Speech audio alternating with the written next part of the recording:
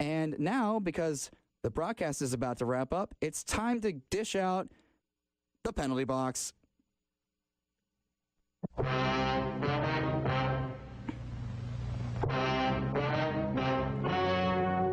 It's that time of the show in which I give out awards to the worst of the worst. Starting with outside of the NHL, a high school goaltender who gets a 2-minute minor today. A high school goaltender lost his cool in the middle of the game because the story is a sophomore goaltender was getting more playing time than he was, and he felt he needed to get more than he actually got. And in his last game, on senior night, his team was up 2-1, and he took the puck behind the net and just casually shoved it into the net as he skated past his own net. And if that wasn't bad enough, he then took off his gloves, flipped off his own team's bench, saluted the crowd, and skated off the ice. There's a line that needs to be drawn here, and this goaltender has clearly crossed it. You don't put yourself before your team, no matter how much playing time you're getting. To go out with a bang like that, yeah, you're only hurting your cause. I don't know if you want to play more in the NHL or hopefully in juniors, but if people look at that, they're not going to think very well of you. Now, the 5-minute major goes to Ryane Clowe for jumping off the bench to fight somebody. Now, Ryane Clowe, I will credit him for this. Ryane Clowe really sticks up for his teammates, except sometimes he gets a little impulsive. And in this case, that's exactly what happened when somebody hit one of the star players for the San Jose Sharks near the bench. And he jumped off the bench to fight him. And when you jump off the bench, when it's not your line change, it's an automatic 10-game suspension. The other time I can remember this happening was in a game between the Pittsburgh Penguins and the New York Islanders, in which Eric Godard of the Pittsburgh Penguins jumped out to help the cause of Brent Johnson, the goaltender, because somebody was trying to fight him. In both cases, I will defend the players on the idea of sticking up for the teammate. I give them an F for execution because they were on the bench both times this happened, and that's going to put them out for 10 games. Ryane Clowe is still pending a hearing from the NHL the last time I've checked. But the game misconduct this week the last 2 weeks, goes to fans who fought in the stands at Bridgestone Arena during a Sharks-Predators game. For those of you who missed that, this happened in Section 114 at Bridgestone Arena during the third period. The story is that a Sharks fan and his girlfriend were attending the game and got belligerently drunk, and the girlfriend reportedly was kicked out of the game before this fight happened.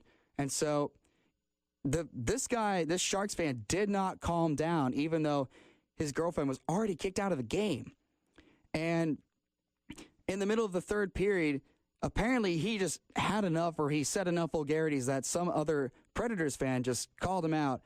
And the Sharks fan walked out of the aisle and threw a punch that missed his opponent, and he got thrown down by the Predators fan a few stairs. And so a massive distraction happened in the stands in the middle. This happened during play. This wasn't during an intermission. This happened during play. Massive distraction going on during the game. And both fans were kicked out of the game. And it's always a bad situation when fans fight in the stands.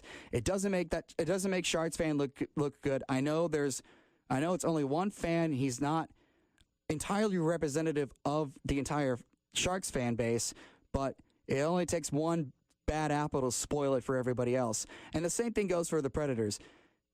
It's one bad fan, but it only takes one to ruin it for everybody. And now, on a brighter note, let's highlight the 3 stars from the previous 2 weeks. And this is a little bit more challenging to do because there's a lot of accomplishments that go on, and so I had to pick 3 that I thought were the most significant. The third star of the game goes to third star of the previous 2 weeks goes to Jakub Voracek for doubling his entire point production in 4 games this week. He scored 4 goals and recorded 7 assists to bring his point output to 22. he's currently on pace to beat his own record for points in fewer games. The second star goes to Henrik Sedin for setting a new record in Canucks history for points as a Canuck. He broke Marcus Naslin's record for points in a game against the Dallas Stars. And there was an ovation so long for the Canucks, or for Henrik Sedin, that the fans were cheering for 5 straight minutes as if they were advancing to the Stanley Cup Finals. It was a truly special moment for Henrik Sedin. The first star of the last 2 weeks goes to Pekka Rinne for single-handedly carrying the Predators right now. Predators aren't necessarily scoring a lot, but Pekka Rinne recorded 2 shutouts in a row and only allowed 2 goals or something like that. Not very many goals the rest of the games he wasn't shutting opponents out.